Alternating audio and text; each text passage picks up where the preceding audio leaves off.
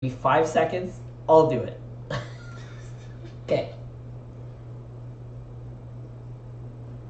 Hey everyone, welcome to InkRadio. This is the live version, I guess. We're still all in Los Angeles. We're flying out tomorrow. We're all going back home, but we thought we'd do a quick podcast for you guys about our whole trip, about what the invitationals were, being there, the actual event itself, and also since the Octoling Expansion release, we figured we'd cover you guys on that.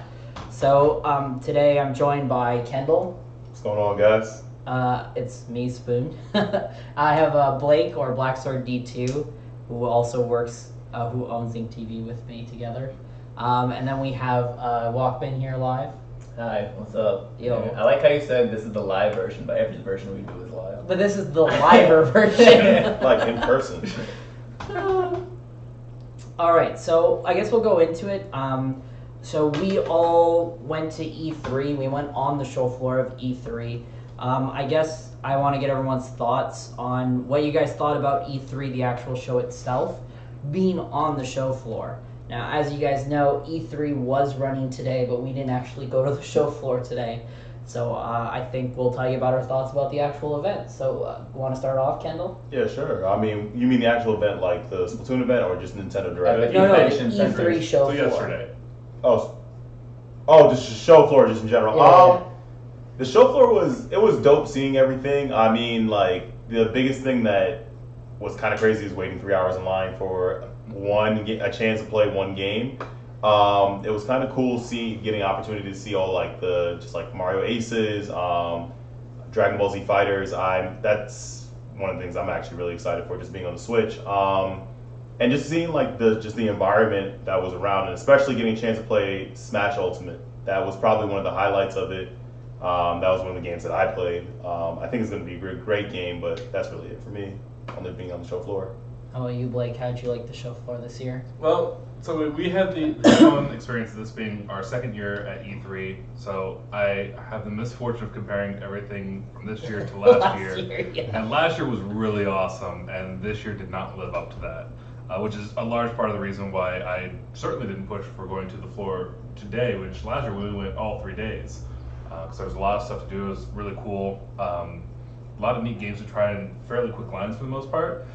This time around, it was entirely different. I think one of the biggest things is last year was a much more social aspect for Nintendo, where you could walk around, you could talk with people, play with the games that you wanted to have. This year, it was essentially 2 big lines. You had one line that was exclusively for the Let's Go Pikachu, Let's Go Eevee, and the other one was for literally everything else. And Smash. And Smash. So But 3 lines. Smash was more reserve only though. No, I believe there was a non-competitive There was. line, but it was extremely long. It was That was worse than, way too than long. the Let's Go Pikachu, Let's Go Eevee line. So I didn't even factor that one in since that was like a mile long. So it was a lot more line simulator than it was last year, which sucked a lot of the fun of it for me. Because I remember, in particular, Spoon and I went through one line to get through the general admission. We played Mario Aces right off the bat, and then we had to go wait in an entirely new, different line For Overcooked. for Overcooked. That took almost as long as that first line did, and yeah, it was a lot of burning out. So I ended up spending a lot more time at the other halls, at the other venues, just looking around, not playing games as much as just exploring. Yeah. And just checking things out, looking over shoulders, which was fun in its own right, but last year was definitely better. How about you, Walkman? Alright, so I had like a completely, I guess, different experience than the rest of them. So first to start off was we walk into the convention center, and it's so crowded, so many lines. I didn't want to do anything. They got on the line to do, I guess, Mario Tennis Aces and all that, and I'm like, no, I'm gonna go meet up with somebody else. I don't want to wait on lines. And then luck have it, I message Hexen. He says to meet up with him. Actually, he's in the VIP area for Nintendo because he was invited here, obviously, to compete in the competition. And then he gets me into the VIP area, which pretty much from there is you can play any game you want from Nintendo as long as you want. So it was a hassle for him to get me in there for sure, but he was a good friend, got me in there, so thanks to Hexen. And from there, we just pretty much, me and him played Smash together, Mario Tennis Aces, Let's Go Pikachu, Overcooked 2. We were playing literally right beside Jordan Kent, NinewholeGrains, Fuzzy, Penguin FLC was with us too, so that was pretty fun, honestly, in there. So for me, like Blake said, we were here last year, and last year, like we mentioned, it was a lot more encompassing. You could walk into Nintendo's booth because it felt like a world, and you could socialize with all the Nintendo people and just people who appreciated Nintendo stuff as well. And just the show floor felt a lot more open as well, like not just in Nintendo's booth, but Sony's booth. This year, everything felt like it was just a big line. And like Nintendo's booth, you couldn't actually go into unless you waited in line to go play a game. So it's like you couldn't really interact with anyone on the show floor. Now that being said, the overall experience I preferred more, but we'll get into that as to why. But the show floor itself was okay. Like I said, we only stayed for one day, and then we all woke up this morning tired, and we were like, "Oh yeah, no, let's just." Well, we were tired, and then decided to do basically almost like a 16-mile. Yeah. Yeah. So for those who don't know, Walkman and Kendall tried to find the Hollywood sign, and apparently it doesn't exist. It does exist. No, you guys found a decoy sign that let you get down off the mountain because they knew that you were on there for too long. They blew up a decoy sign. You saw it. You felt complete, and you left. Alright, to be fair, alright, so me and Kendall go to find the Hollywood sign. It's a long, really long hike with multiple paths and very little signs. So me and Kendall get lost there, like maybe for honestly about like an hour. And we're looking for directions. The park rangers don't even know where directions. Nobody knows where it is. And we weren't even the only ones who got lost. We were talking to other foreign couples who got lost as well. So... To fully preface this, before this whole journey began, it was like an Uber ride that we had fairly early on. Like I think it was first day, second day. It was like the first or second day that we got here. I was going on about how the Hollywood sign does not exist, and this is what I have found through personal experience of many years ago, spending a literal full day hiking up and down the mountainside looking for the Hollywood sign. We started about dusk, and we ended well into the late night and just gave up. There's nothing left to be found. It doesn't exist. It's not real. It is simply a conspiracy. It just, projections on the side of the mountain whenever you see it there every day. Anytime you get close, it disappears. It's not actually there. And then Walkie and Kendall go out to try and find it and fully confirm my experience as well. No. So we have pictures. We will post them online soon. And they are all fakes. Yeah. So instead, me and Blake actually went out on our own. Me and Blake played the Octoling Expansion a little bit this morning while they went out, and then me and Blake we went to In-N-Out Burger on Sunset Boulevard. They had a nice tour with our Lyft driver, and then we went to Little Tokyo for a little bit, and then we came back home here to cast this. But besides that though, overall trip so far, other than the show floor, because like I mentioned, we weren't super down for the show floor. It's cool to go once and see everything, but you just wait in lines the whole time. It's kind of not our thing. But that being said, we all love the trip that we had. Yeah. So let's get a little bit more into the whole trip. So we went to the Smash. So we got invited to watch the Smash Invitation and Splatoon Invitational. And just to preface this, me and Blake have different experiences from Walkman and Kendall, because me and Blake actually got VIP access to the Smash Invitational on day 2. You guys got VIP, but they had to go on the show floor, on the bottom floor. Mm-hmm. We were up top, so we got to play Smash while the tournaments were happening, and we got to hang out with all the people who were involved and all the Nintendo reps and stuff like that. So it's a little bit different. So I guess we'll kind of start off with that. How did you guys enjoy the actual atmosphere of the tournament and the event itself? First I want to start off with, even though we didn't get to go up or actually go upstairs, if Nintendo didn't invite us, I don't think that I would have actually enjoyed waiting on that super long line just to actually get inside. And even just even saying for day 2, you had to be there almost at 6 a.m. to even get up front. So just going with the atmosphere, just in general, it was absolutely amazing. Day 1, just getting to see all of the Splatoon players come out from each country, and getting a chance to seeing them and seeing what they can do, put it all on the line, just trying to go at it. Great experience. It was probably one of I've been to a few lands, probably one of the best Splatoon events I've probably ever been to. And probably with like just the games that happened and the skill level that was there, the first day was absolutely amazing. Day 2 blew my mind away. I don't care that I stood for about maybe like almost 6 hours? I can't even remember. We stood for about 6 hours. The greatest part of like, even though it's going back, SDX, Pandora, sorry to say my man right here was wrong. I did come up on top. But going back to basically like day 2 was absolutely amazing, from grand finals of Splatoon all the way to the Smash Invitational. I can't even, the event itself made this whole trip worthwhile. Nintendo did an absolutely amazing job. Spoon was wrong. STDX Charlie even decided to get in on it. That's the owner of STDX, who bet me and said that he would give me a 1-year subscription. So you know what? I will be hitting up. I know none of them probably are here. I already told Pangit I want the email address. I will be adding him on Twitter, so look out for that. But that's my experience. So I do want to say, so as much as he's humbly bragging, I am allowing it because we've talked about this before. Yeah. When the event happened, because to be fair, me and Kendall, when we saw SCX get eliminated by EU, we both went and said, what's with the bet? Because they never played each other. And I said, gentlemen's agreement, I'll agree that they did, because if EU loses to Japan, then it's like the chain link, right? Yeah, Japan is better than EU, so EU beat NA. It was a super close I left set. it up to Spoon.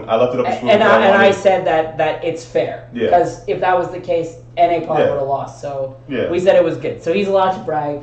It's totally allowed. Okay, I'll be the good man here and not blame it on a technicality. But yeah, so going on to the event, Walkman, how did you like the actual Splatoon event? So similar to Kendall, obviously, we didn't get like the super VIP like them. That's what I'm just gonna call it. I guess that's the easiest way to explain it. Like, you guys got super VIP, we got VIP. It was reserve and VIP are the official terms. Yeah. Mm-hmm. So basically, Kendall and I got to skip the whole line, pretty much. Yes. That's pretty much what we were. We just were on the guest list. We got to skip the whole line. That's why, if you saw us on stream, we were in the front.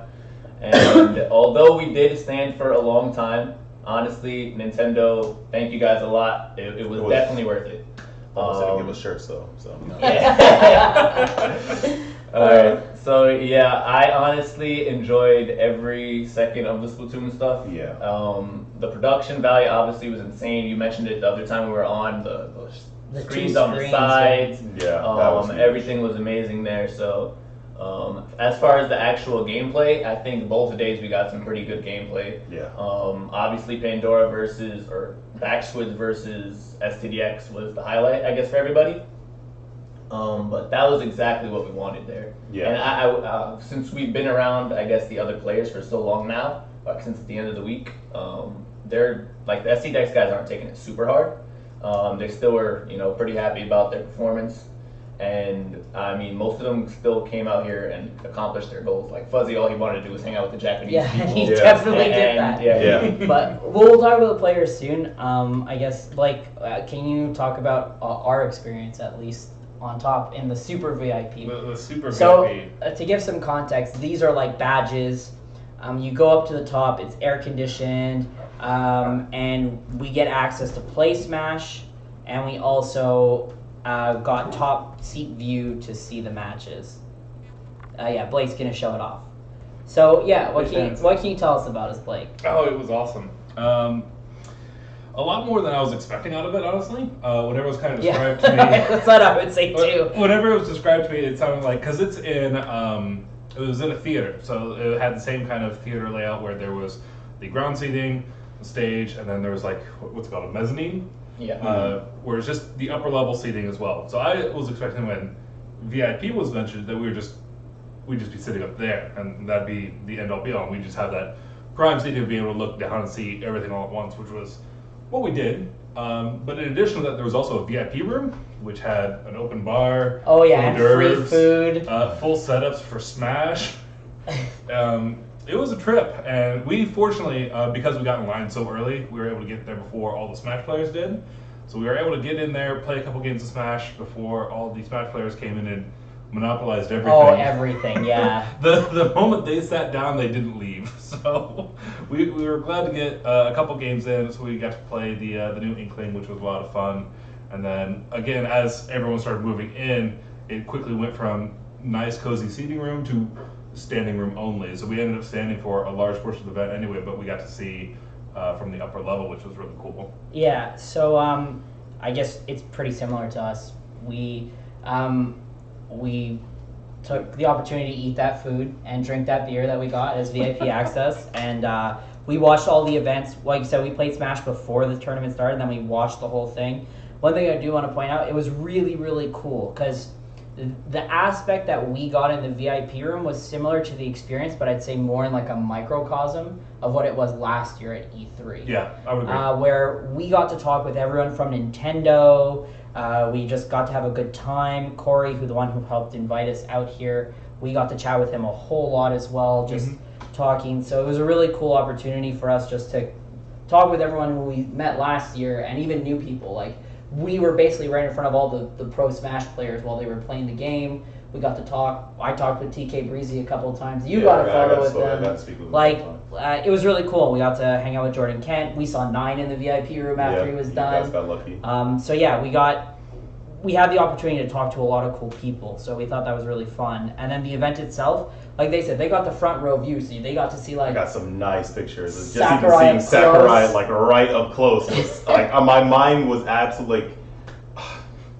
It was blown away. It was blown away. Even like when they released the Octo expansion, I was like, "Oh my goodness, this is so hype!" Like, And I'd say it blew my mind away. I'd say to that we got kind of like the overhead view of all that. We got to see the hype while being excited, and they were like, and even like when Zero was popping off, like when he won, like it was hype. Like it was amazing. Yeah. So, and I'd say even the Splatoon event was just as awesome with that stuff. Yeah. No. Great. It was great. Same exact feelings. Like it was just great seeing like a more, not exactly like how it is at LANs, where, as people have said, people were like literally pulling for STDX, and I guess you guys experienced that last year, obviously. Yeah. But it was a difference, like a the different patriotism. Yeah, not even just the patriotism. There were legitimate like STDX fans. Yeah. Like people that came there because they knew that STDX was coming. Yeah. It was even like crazy to the point where like I was standing next to PK Sparks.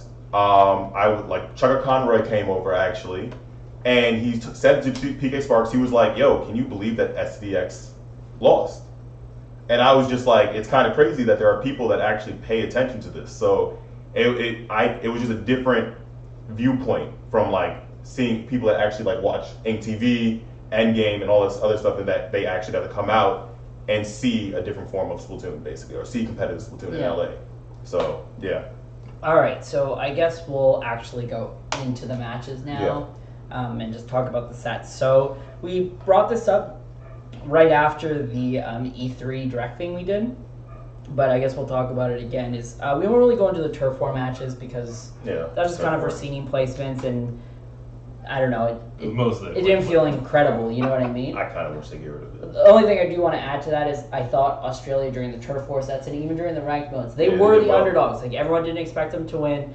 I'm sure even Australia was like, we're just going to give it all if we do upsets, it'll be good. But I thought they played pretty good considering. There were points where they even shown, and I thought like, oh my god, they might be able to turn it around. Yeah.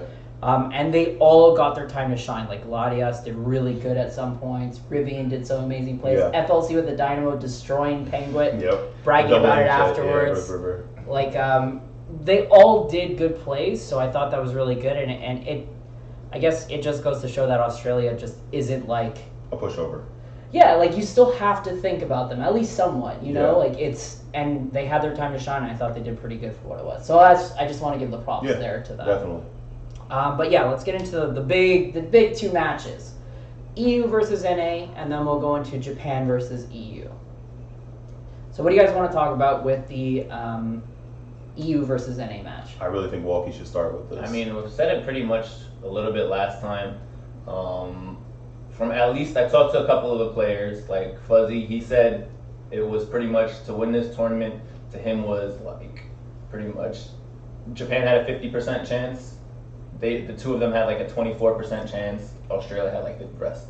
and that was kind of saying that EU and NA were completely even to him, at least. So they weren't too surprised with the result. They lost by 2 points, literally 2 points. Tower control, And he was like, 2 games that FTDX won, he said, we felt we won those cleanly. The 2 games we lost, we felt we lost those cleanly. And then it was just up in the air at that point for game 5. So at least for like being there at the event, I've never experienced that point at a LAN before. Like I would have been to like 2 major LANs now and a couple locals. I've never experienced that point where like I was really like hyped in the crowd with everybody else. Yes. And honestly, during that last game, you could feel it in the crowd. Everybody's heart stopped. Oh my god! Everyone, including the casters. Yes.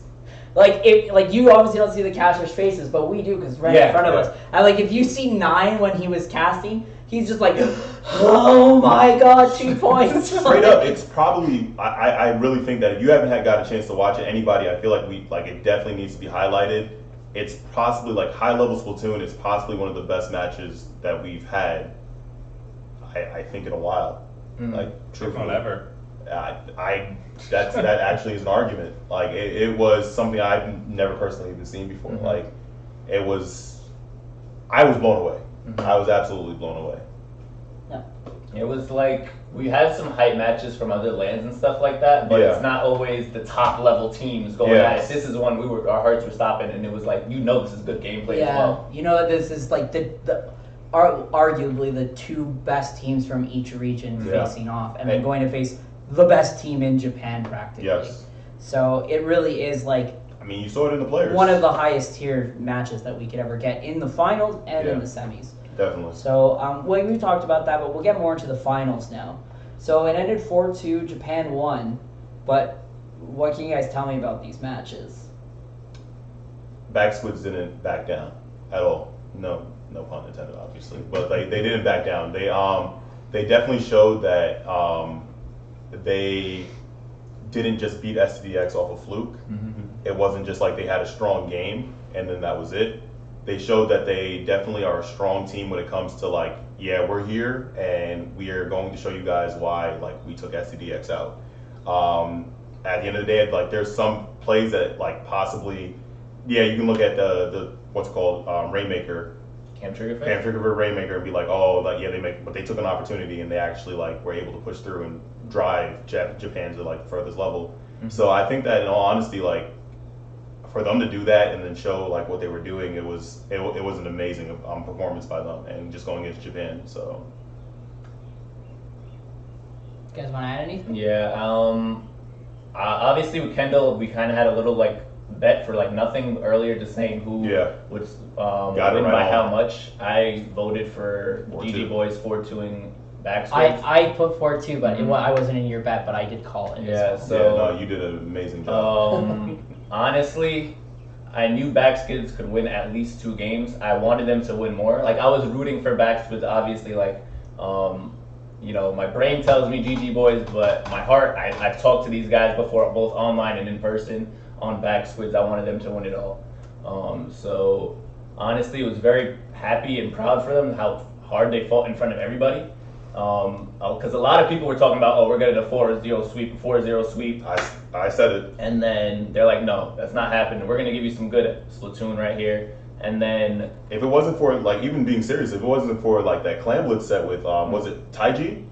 That like he literally Taiji got literally a quad to win the game on Clam Blitz Manta Maria. Yeah, if it wasn't for that, we would have been looking at like a different game. Like honestly, so it was like I can't believe just even the level that the Japanese are on. Yeah. They were able to actually take it that far. So. Yeah, and honestly, everybody should go back and just watch the way GG Boys was playing in particular, because our dualies players are not nearly as nowhere good near. as Oh my nowhere near as good. He's a god. Oh my god. He is a god. Every single play with his rolls was just beautiful. What I find funny is I feel like Yamamichi, his personality matches the weapon. Yeah. Like if you see Yamamichi, you see all the photos that he has. He's like a little, I think, 16-year-old kid. He's like this ball of joy. He just wants to jump everywhere, and it perfectly embodies dualies. So when I see him playing dualies, I'm like, you can see he loves this weapon. Yes, definitely. And it's like, it just fits his character, and that's why he plays it so well. It sounds like a weird thing, or like this weird story, but it just suits him so well, you know? That being said, though, I do want to say Watson played amazing. Yes. Watson did play Yes. pretty good. Yes. Like- Happy for him. Like, Yes. all of Baxter's did really well, but like the standout player, and even from people who had no idea about competitive Splatoon or anything, like we were up top with all the Nintendo, they're like, oh my god, this Watson guy, he's amazing. Like, he put up some great plays with the slosher, yes. getting some doubles when he shouldn't have, just like Yamamichi did some crazy stuff too, you know? But I guess the thing is, with GG Boys, it was expected to see those plays. EU, yeah, of course we expected it, but I didn't think we'd expect it on like the exact same level. Like, Sure. it was like Yamamichi would do something and Watson just claps back. He's like, no, No. my turf, you know? So I think that was pretty hype. And I talked to Watson, I think day one before it all started. He was nervous for hell. Like, he was definitely nervous. I'm like, you already won. You're here, you know, just have a good time. Go out there. You've gotten all the promotion. You know, you're on the spotlight. You got exactly what you wanted. Just go out and play whatever. It doesn't mean too much for you now. And then obviously he just did it. He just went out and played. So good for Watson right there. And I guess the last thing probably about this set, to me, is that last game. The tower control on Moray Towers was... Oh, yeah. It was poetic justice to me that they lost on that Yes, map the last- 2 years yes. ago. I mean, a year ago twice. Yes. They got rolled on that map by Team USA twice, and they completely dominated 100-0. They practiced. They definitely. Yeah, it was like Dynamon was They like, knew. I'm not losing on this map again. I'm not losing again on this map. So yeah, that was pretty good. I guess one thing we'll recap really quickly is obviously after that was the Smash event. Yes. I don't want to go into like how did you think who won. We're not a Smash. No. We're not here for Smash. But I just want to kind of go over what you thought about the one interesting topic, because I feel like since we watched all things, how did you feel about casting on the Smash event compared to Splatoon? I thought it was pretty good compared, like, considering, honestly, fighting games are a lot harder to cast, I think, than Splatoon. Especially because you want to get onto a point, like, you say you see something cool happening or methodical and you want to break it down. There's so many things that you're missing trying to break that down because there's so much happening in a fighting game that quickly. So I thought they did a pretty good job. Yeah. And especially, they did the same thing, obviously. Jordan Kent kicked it to 9 in Splatoon when they needed something analytical. They kicked it to Vish whenever they needed something like that, and Vish delivered. And honestly, I think they did, especially for a 3-man group in a fighting game, they all got to talk and they made it pretty well. Yeah, I think both are obviously really good. I do want to point out, I thought like 9 was like, Amazing. yeah, but I think like he could cast other things if he ever wanted to as well. He Easily, practices fighting game community commentating, doesn't he? Well, kind of, but I mean his focus is definitely on Splatoon. Oh, yeah. But I just think that he did exceptionally well. I think him and Jordan definitely get along well. Like we saw them too. Like Yeah. they're definitely like friends at this point. Like they're definitely like a good buddies now, and it's great to see. So yeah, just kind of want to bring that up. And then, honest, the stream may have not got to see it too much, but when they did the exhibition matches and TK Breezy was just standing commentating, honestly, that's hard. Yeah. Like, and he was bouncing around. I with the thought crowd and Breezy did it everything, really good. He did making an it hype amazing for the job. crowd that was actually at the event too. So TK Yeah. Breezy, gotta give him a shout. Actually, out I for thought those events were I thought that type of casting was more interesting to me than the other ones, because they knew it was fun. Like the Nairo 3v1, like they knew it was fun, so they're just like hyping up like Nairo just destroying them, and it was great. So yeah, I thought all the casters were really good. I just gotta kind of bring up, like, I thought the event was really high quality. Very. I do watch Yeah. Smash tournaments as well, and I Yeah. thought this was just as good. I mean, in person, it was just Yeah, as I good. mean, I think it was the embodiment of Nintendo showing that this game is fun and competitive. They showed you basically like obviously the friendly modes where like they did like the items.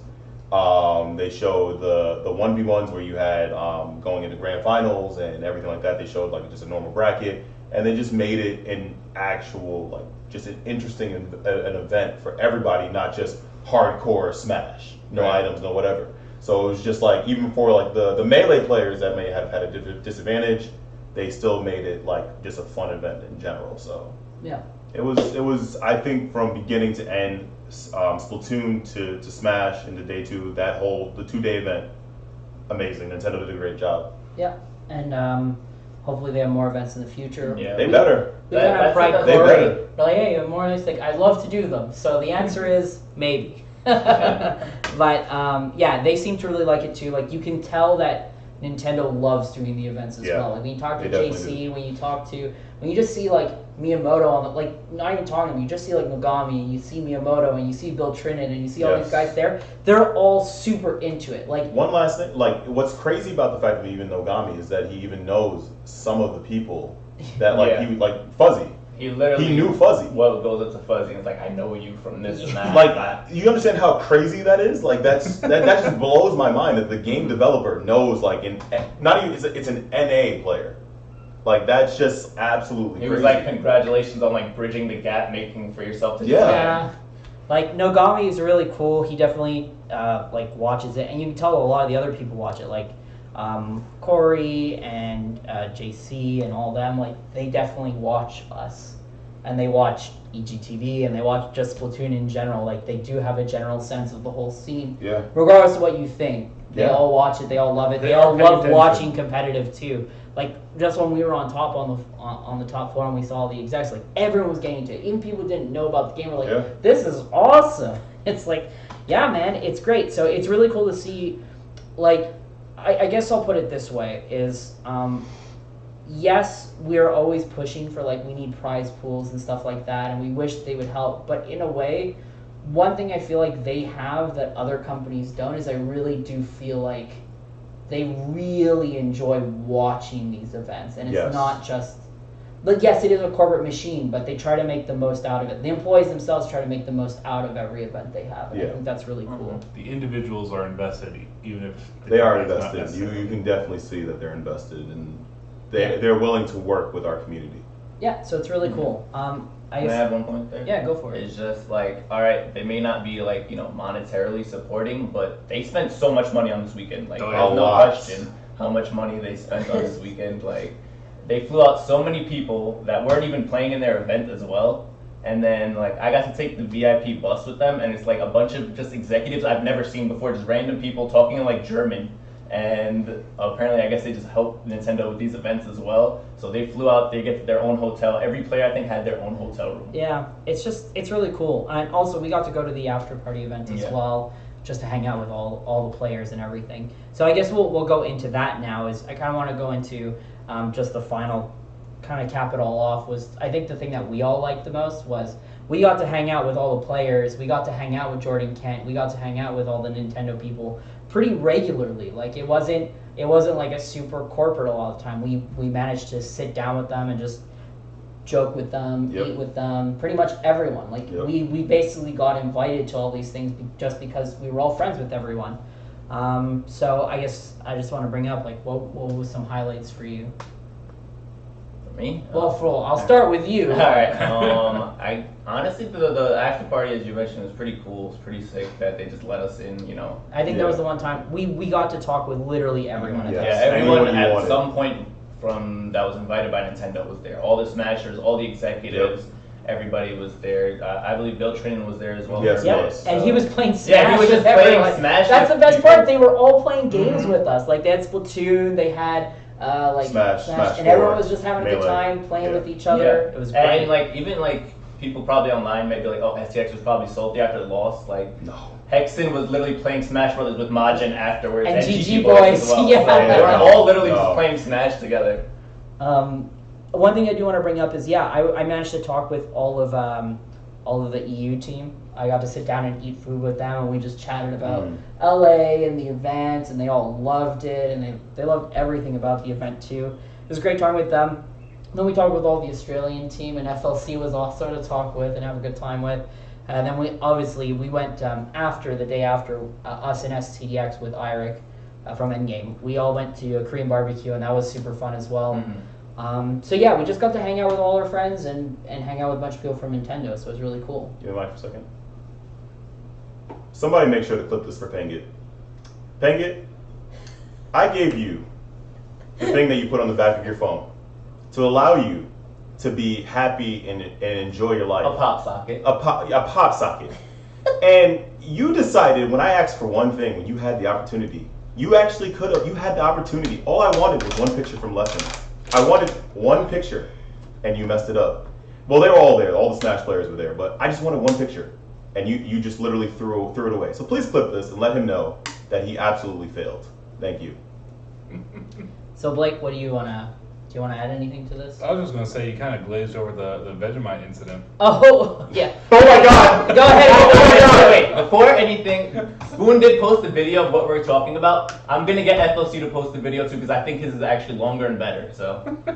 Yeah. Okay. So yeah. Well, I do have a video on it. Yes, Walkman. It's on my Twitter. You can follow me. Yo, that's don't ever. It's disgusting. Okay. Hold on. Let me preface this by saying we did have the regular way to eat Vegemite, but it wasn't the reaction I wanted, so I told him to have a spoonful of it, okay? So, Blake, explain the story. Well, essentially, Latias came up and in true Australian tradition, brought Vegemite to share with those who have never tried Vegemite,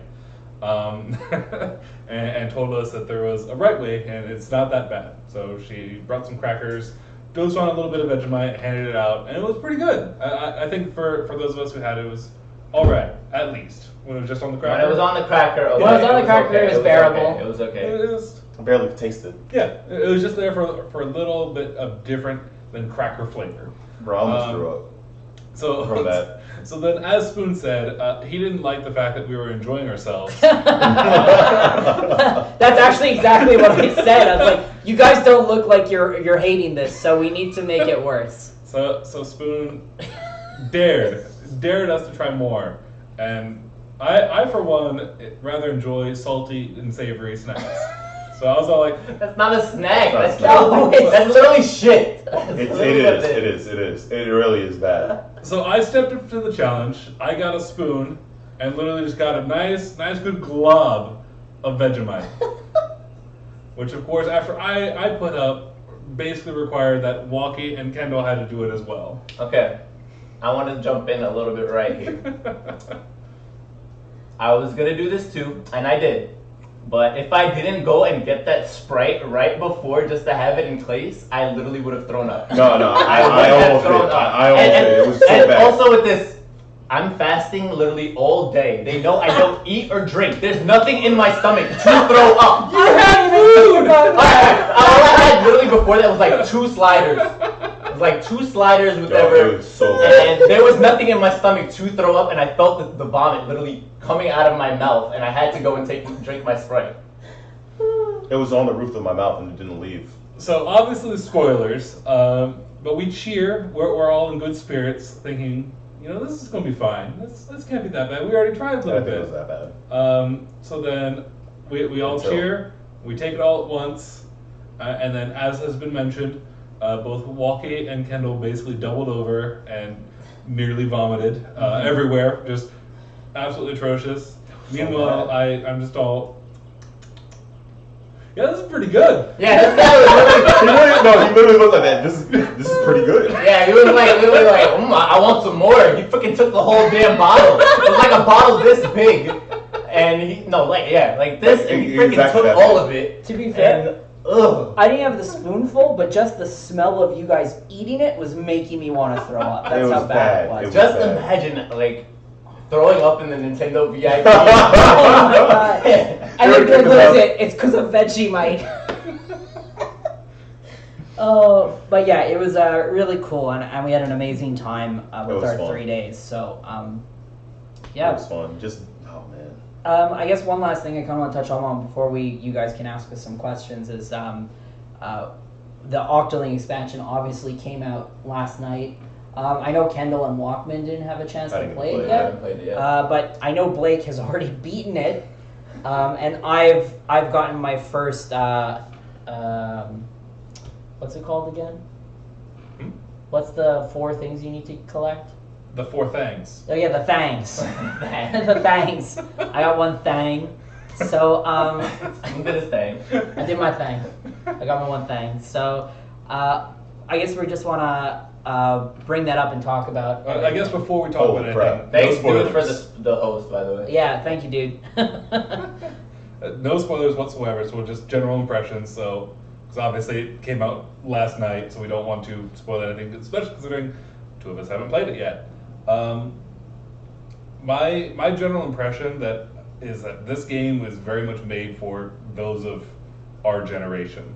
There's a lot of corny slang that we grew up with that once you start playing into it, it's like, it's very much that older person trying to be hip with slang level puns throughout the entire game. It's all that it is, and it's just fantastic from an environment perspective. Yeah, I do want to say it felt like it was catered to people who were consistently playing the game. Like, I feel like if you come back to Splatoon after not playing it for a really long time, like you're not in SX rank, the game's gonna be pretty demanding of you. It's hard. It's pretty difficult. And then also, yeah, like he said, I think the charm is way better than the actual single player campaign. Like right away, it's just like things are more fleshed out, I find. Mm-hmm. Like it definitely feels like, because the first single player story, it felt rather light. With this on top of it, it feels like a fully fleshed out story and game. And it's a much more richer experience because of it. Yeah, and they make good use of like specials and other things. I think it's really creative. And definitely, even if you didn't like the single player campaign, I still recommend it. It's something cool to come back to. And like I said, yeah, just the chat dialogues this time around are just the best. They're literally the best. They're so much fun to read. Every time I get one, I'm super excited. So yeah, I haven't finished it. He's beat it, so we're not going to get into any spoilers or anything. But just wanted to say it was really good. I know you guys don't really have anything to add other than you saw Blake playing it I all day. saw Blake playing a little bit. Honestly, it looked really good, as you mentioned. I was a fan of how Blake was telling me you get, I guess, 3 lives per stage or something. Sometimes it's 5, yeah, sometimes it's it's 1. Okay. It depends on the stage. Yeah, but then you have to like pay more. Yeah, to, like, so you're given a set currency to start off with, and then you have to pay a test fee. And then if you succeed in the test, you get a reward. But if you have a level that's 3 lives and you expend all 3 lives, you have to pay to retake the test again. So if you keep sucking at the same level, you'll eventually lose the game because you won't have any points left to pay for the test. So some quick things. I do want to say that the attention to detail is really good. Like the subtleties of like just small things in the game. Like when you're moving, so this isn't really a spoiler, it's literally in trailers. You have this nav thing, and it opens up the whole metro system that you go through on the game. And as you literally move your analog stick, she moves her analog stick on the controller as well. Like inch for inch. It's not like you have to shift it full right. It's like if you slant it a little bit, she slants it a little bit. It's just really cool. And things like, this is also not a spoiler, right at the very beginning of the game when they give you your pass and they just throw it on the floor. Like, there's just, like, little things, like little comedic timing. Little quirks that they do that are just really cute and just add a little bit more layer to the actual events that are taking place. So, like, honestly, for only $20, it feels like you're getting a lot more than out of that. Yeah, and you get, like, to play the Octolings after you win, which is, I think, it's people would pay fantastic. $20 for, even if it wasn't. Oh, yeah. So, They should make that. what? They did. No. They should make another option. I would pay $40 just to get the Octoling. Just give me the Octoling. The funny part, I don't know if you guys opened up your system, but part of the news whenever you first boot up is like, there's Octolings in the lobby before you even start playing the Octo Expansion. so they already preface you up, or they say Inklings with weird hairstyles. Oh, okay, right. I mean, it was just cool being a part of the announcement for it that day. So like, I'm ready to play it. So, I guess with that being said, let's get into some viewer questions. So, guys, you can ask some questions in the chat. We'll give you our thoughts or answers to them. There was one question. I just want to say, like, since we got the host by Dude, I guess we should just remind people that, you know, we were actually at the E3 event for both the convention, the show floor, and all the Splatoon and Smash Invitationals. So, being actually at the event, if there's anything you guys want to know, let us. Yeah, if there's anything you want to know about E3, any game, like this will be open to more than just Splatoon if you want. Anything that was on E3 show floor, anything that was at the Nintendo event, anything about Splatoon, you can ask us pretty much. Like I said, we're just trying to give you our knowledge of what we've experienced. So, yeah. There was one question. Somebody asked about day 1 versus day 2 and the smell. Day 1 smelled absolutely amazing. There was nothing inside. It was a great experience. Day 2, because there's a lot more hype, obviously, for Smash, a lot more, and these Smash people do not shower, and I don't feel sorry about it. They were out there since like 5 a.m. There were flies. Also in their defense, day 1 was a 400-person cap, and day 2 was a 700-person cap. Yeah. They removed all the chairs from day 1, packed everyone in like sardines after being in the sun all day. Pack an extra deodorant, bro. So, and we didn't experience that. We were at the top floor with like 8. Oh no, I experienced it because it all just slowly traveled up and the muskiness just because heat travels up. So as all the hype and the body heat was rising and all the smell was drifting up to it, it just came to like our layer of where we were standing and just sat with us the entire time. It was so bad. Okay, so GameFace252 says, of what you played so far, what level have you found the most I challenging? guess that's for Blake, probably. Yeah, Blake played the most out of all. Yeah, it's more I mean, Blake. I can chime in on my part, but The most challenging. There was one actually I just played a little bit ago. It was a limited ink challenge. I think those in general are the hardest, but this one was you had to use either a roller, a rapid, or a sloshing machine. Not a sloshing machine, slosher deco. And you had to break all the targets, but all the targets were moving. is this the one with the grind rails? No, this one was just, it was three platforms, just one after another. One just sent, because they're all on little spinning death targets. Yeah. So if you let them hit you, you'll loot break shield. If they hit you again, you die. So one comes at you. All right, easy enough. Fling, break it. Go on to the next one. The next one is 2 of them coming in a zigzag formation, crossing paths every once in a while. So you have to time your flick with the roller as they come together, so that way they line up into one shot, so you can reserve only one shot of your ink before going into the next piece of shit, which is the 3rd platform, which just has one spinning death thing, but it's a tower of about, I think, 18 discs that you all have to break through, and you have approximately, if you do it in just 1-2 flings, I think it was 4 additional flings after that. To break 8 things. 8 things on a stack, so on a moving target. So you want to do a vertical flick to get most of them, but you have to time it perfectly, so that way as it's coming into focus for that moment, you're coming down with your swing right on dead target. That I think I spent a few thousand points on, because it was so obnoxious. So mine so far is actually also a target one. The target ones are the hardest in my opinion. I've had the most trouble with all of them. I think Because they're on spinning death things. Like, Yeah. it was just targets, and you just had to like go around them like you did in like Melee, like break the targets. It wouldn't be too bad. But they're on these little discs that just shoot out ink that if you touch them, you break armor, touch again, you die.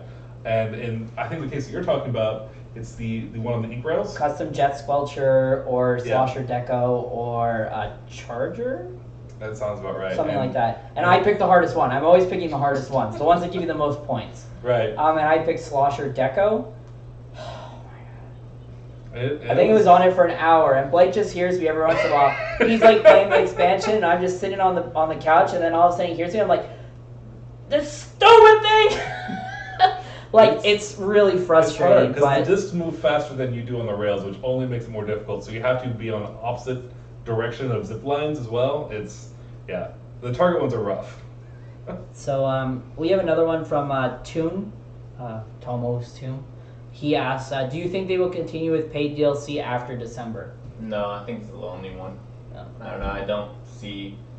Basically, the way he even described it is that we're only getting weapon updates till December or something. I don't know. Yeah, he just said weapon updates. But at the same That's time, what he said. It could have just been like translation, something like that. But it seemed like he only said weapon. Kind of strange because I think we're still going to see maps as well. Yeah, he said maps also. Yeah, I think you're going to see maps and weapons. Do I think we're going to see another expansion? No. The dev team has to start working on something else. Yeah, they have to work on Animal Crossing, whatever they have to do.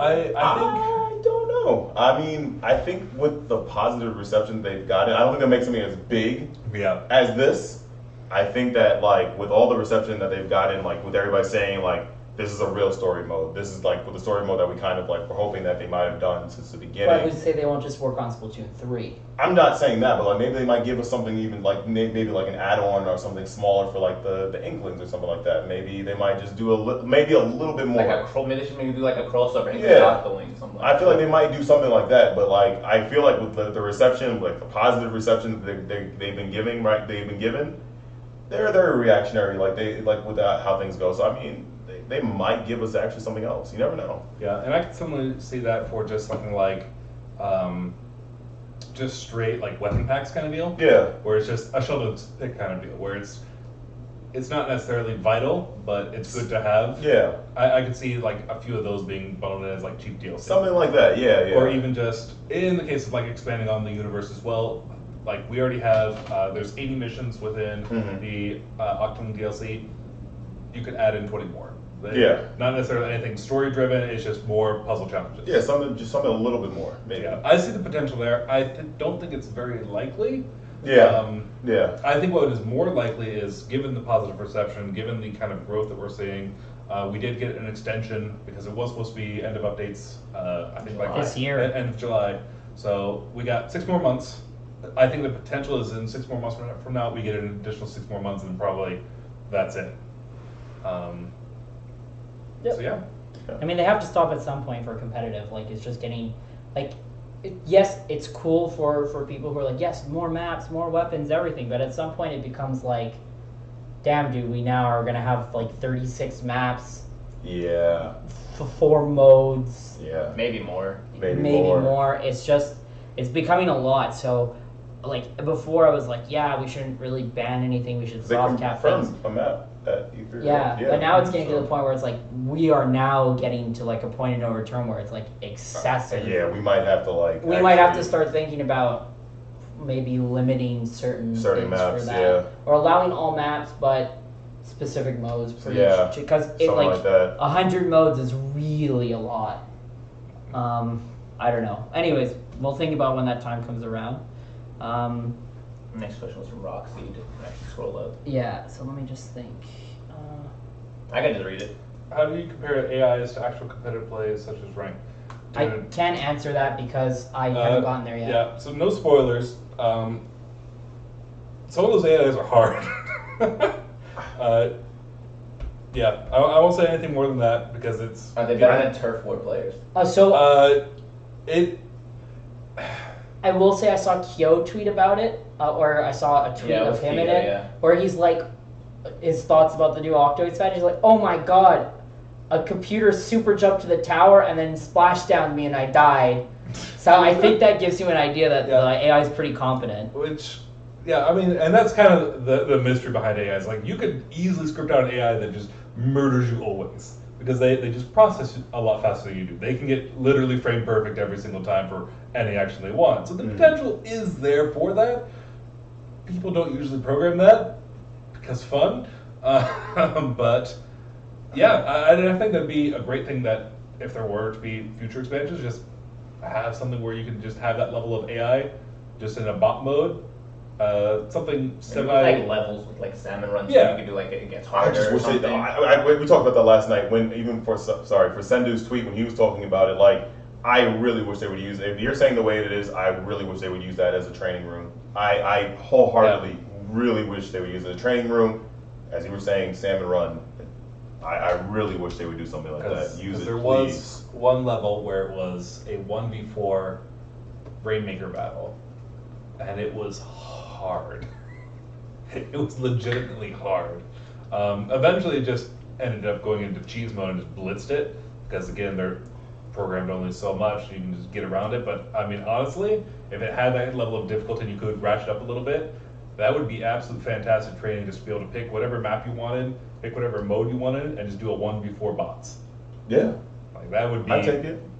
Fantastic. So we now have a question from. Hold on, it went up again here. Let me see. It's from Seth Q. What do you think of the 8 balls levels in the expansion? They're not that bad. Yeah, I agree. You have to have a lot of patience and not not do anything too quickly, because it's not like some of the other maps where you have restricted ink or restricted time. And so, take your time, look ahead, scout ahead. It's not too bad. Actually, I thought the first one was the hardest, just because it was like the first one that we ever played, and we were like, "What is this?" But as they got on, I thought they were like pretty fun, actually. For me, I had the opposite experience because I ended up going because there's 2 early on 8-ball levels. One is comparatively relatively easy, and the other one just ratchets up that difficulty really hard because it's one of the ones that creates a new line. And all the ones that create new lines for you are more difficult. So I started with the new line one. So my first experience was this really difficult one that I spent a lot of time on and ended up choosing, like Spoon said, the hardest option. So I was using a Swiffer to shoot around an 8-ball. So I thought, it's like, this makes sense. It's like pool. And for the most part it was, but it was tricky. But yeah, honestly, if you just take your time, it's not too bad. No. Okay, so Flurry. Yeah, Flurry X says, seeing that we're getting weapons updates until the end of December and that a new Splatling and Sloshing has been revealed, do you think we're going to get new Sheldon's picks? Yes. I think it makes sense. Yeah. Yes. I 100% But it'll be in a couple of months from now. Yeah. No, it'll be during that 6-month window. Sometime during there, we'll get new weapons. It's like the last question, whatever, from I think Splatoon, if we'll get more of like paid DLC or whatever. It's like, this is kind of like the free DLC that everybody gets hype over anyway. It's easy. It's, you know, literally you just have to throw different sub weapons on there. It's not much programming for them. So it's a different skin, different loadout. You're done. Easy peasy. Yeah. Truthfully, I think that they're just going to do like a December blowout and make you all I cry for your completely wallets. agree. Yep. Like your wallets, I think that's what they're going to probably do. Is like at the end. But they would never make you pay for Sheldon's picks.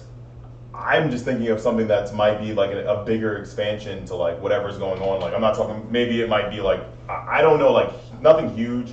Maybe like just more like variety on like your like Inklings, more just It could certain even just be things like that. reskins like the hero kits, where Like it's you said. already existing weapon loadouts, but it's just different varieties. Well, of we're them. going to get more Octoling hairstyles. Oh yeah, Yeah. we only got 2 apiece. We have to Yeah. do more.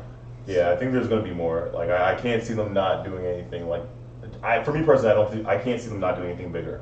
Like I feel like something else is coming. Yeah, it's Just off the reception they got off this game and how big it's it a is. building in Japan. avalanche. It just keeps getting bigger and bigger the longer it goes on. So we have a question here from Gwen001. What do you think of the Splatoon things they're putting into Smash, like Killer Whale? So we've all played Smash. Did you play Inkling Girl, Walkie? No, but Hexen did, so I kind of know. Okay, so I played Inkling Girl actually a lot. I played her like 6 times, I think. Inkling Girl is the coolest Smash character, and this is not just because I'm a Splatoon fanboy. It's Just mechanically really mechanically it's really fun. It's really unique to the game. The inking mechanic is really cool, and the Killer Whale is a pretty nice special. I used it actually, not on you, but in the match you used it on me. I died. Oh, you? Oh, I died. that's true. Because the thing is, I killed you because I think you can actually attack the person Yeah, from behind. I got killed. I killed you, and then I went into it and then died. Yeah, it was great. So yeah, I really like the Inkling in Smash. I like its moveset.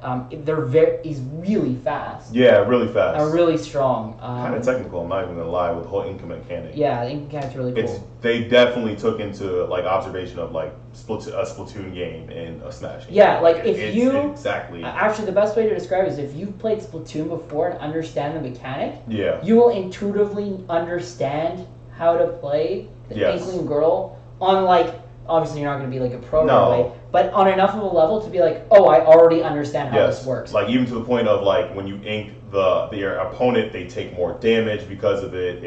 Like everything follows Splatoon logic like perfectly, which is like really cool. Like it's very cool. I think we talked about it a little bit during the event because Sakurai came on and said that the game's not finished. There's going to be more changes. It's not a complete game. The Inkling feels finished. Like they definitely put a lot of time and effort into that, and I'm pretty certain that's going to be the finished product. Whereas some of the other characters aren't as much there. They're more just Smash 4 carryovers. Not even that is like I don't know maybe Ridley's finishes. His moveset seemed kind of bland to me. Yeah, he's Like, just it was ginormous. it was literally like claw, tail, fire. That's Yeah. it. Like there was nothing really unique about He's him. huge. It was literally Charizard in that skin to me. So we do have a question for Gwen again. It says, do you think we'll see more Salmon Run maps? Yes. I hope so because Yeah. it's been a really long time. Yeah, I really just want. I want more. I'm just tired of people like just coming at me and it's just answer of more AI, more AI. I just want like not AI, more just like hordes. I want like more responsive, like as we said before. Yeah, that's another thing. I want new enemies in the Salmon Run. Yeah. There needs to be Oh, new that'd be cool. enemies. I want like, something it's that gotten will kind pull of me bland back. at this Yeah. point to me. Like I'll literally play Salmon Run once a month for the hat, or whatever year it is, and that's all I'll do. I'll never play it again that month. Yeah, that makes sense. So if there was some new cool AI enemies, bosses that are there, then that entice me to play it again. Or even just more like randomized strategy as opposed to just hunt, seek and destroy, where it's more of like you'll see a group of them like pull up, coordinate a push, and then like try to flank you or something. And that'd be legit. I'd Yeah. play that more often. Anything else? Oh, Storm. Roxy said Fortnite on Switch needs motion control. They can't stress enough. Yeah, it'd be really cool to have motion control on the Switch. That's kind of what we all want. That'd be cool. I feel like Xbox and PS4 get away with it. So, I mean, somebody did say, it, like with Doom, I don't remember who tweeted it actually. If you tweet at Fortnite, like they are very responsive. Like if everybody just tweets at them and says like, motion controls, they'll do it. Like I think it's like something with like Doom. They just don't know that like people really want this on like on the Switch. Yeah. Yeah, it's just something simple as that. It's the same kind of deal with, because it's essentially a port. Yeah. It's just switching from Yeah. whatever source code that they have to whatever console it needs to be on. So they already have the sticks layout, and it's just Definitely. porting it into Nintendo's console. And you have to understand, to like the rest of the gaming community, like the Switch with Splatoon scene is a very unique. Yes, we're the very only unique. people who like motion, and it's the only game I like motion on. So Yeah. it's a very specific niche, and it happens to be one of the biggest games on the Switch. So everyone who plays that is like, hey, motion controls, you know? So people who are doing it, like, don't blame them. They probably really just don't know. They don't know. Yeah. So yeah, So like tweet them. Kendall said, if you really are concerned about motion controls on Switch, yeah, tweet them out. Let them know. They'll definitely do something. Because they probably really just don't know. Yeah. Okay. It was Storm. Quiet Storm. Yeah. Yeah, and this was a good one too. Do you think the competitive scene will see a rise after seeing the Splatoon championships?